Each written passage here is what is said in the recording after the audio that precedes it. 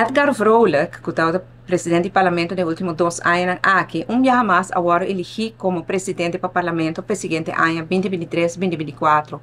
Nós conhecemos Edgar, claro, como candidato rivalista de MEP, depois como parlamentário para MEP e agora como líder de MEP, me tem com muito orgulho e honor, me bobista que para 3 viagens agora elegi para a posição importante aqui.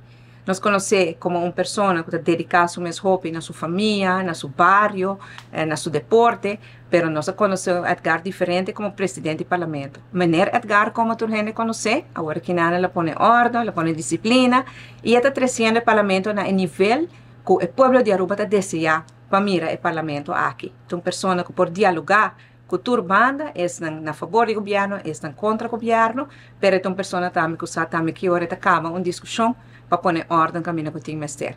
Nós estamos contentes de mirar que ele agora reelegi como presidente do parlamento e nós temos confiança que ele faz tremendo trabalho em ano venidero aqui na Tambe.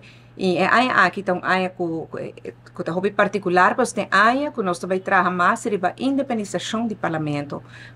O órgão do parlamento mesmo depende menos do governo para o que trata personal, que trabalha para o que trata presupuesto, que não tem mestre. E esse é um trabalho grande que o Edgar está trabalhando e como está seguro que nós vamos mirar que também tem cambio. Não.